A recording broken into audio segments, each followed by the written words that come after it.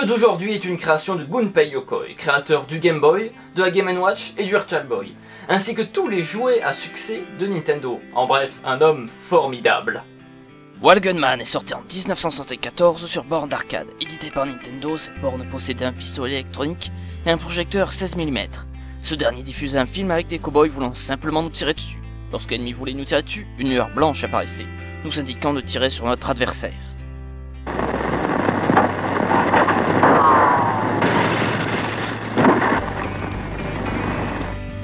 Des années plus tard, sur Famicom en 1984, puis sur NES en 1985, le jeu revient sur console, une sorte de remake en soi.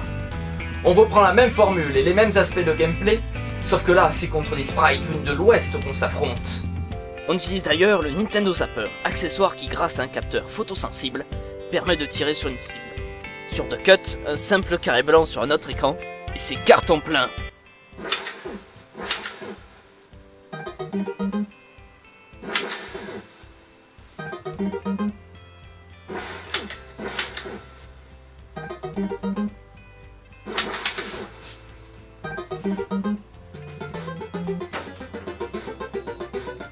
Il avait une forme de revolver au Japon, mais à cause de sa ressemblance avec de vraies armes, il est chez nous plus simple et ressemble plus à un jeu aux couleurs flashy, et possède un bruit distinctif sur son ressort.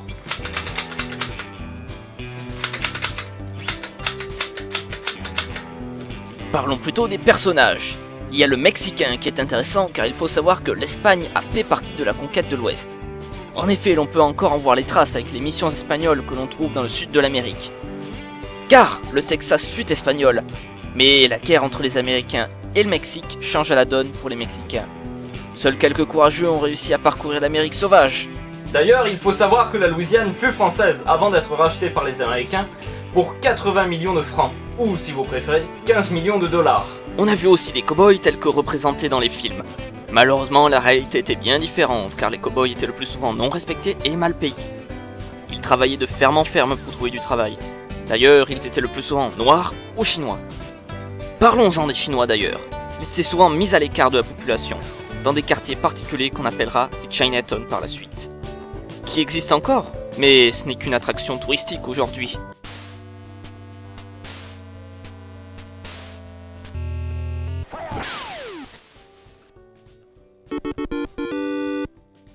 Et il y a celui que je nomme le chasseur de primes, car il ressemble à la brute du film Le Bon, la Brute et le Truand.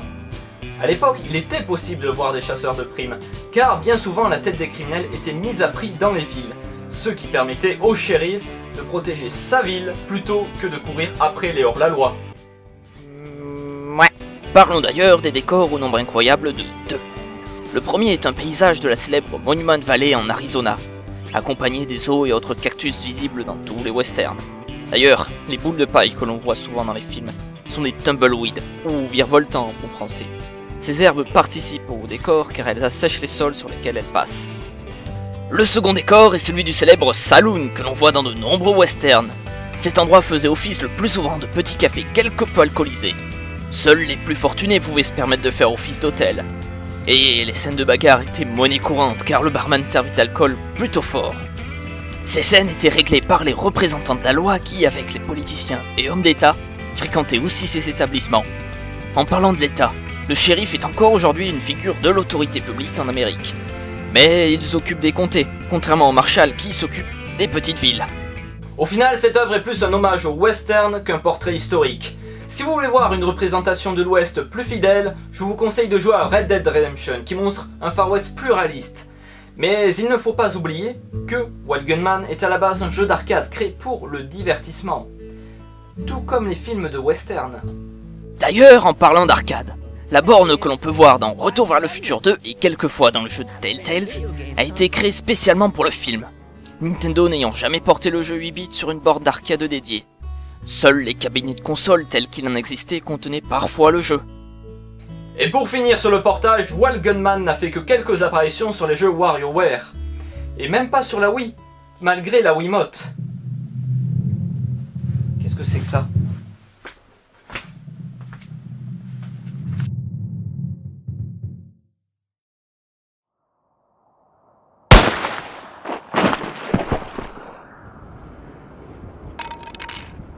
Ce qui est sur CD m'appartient.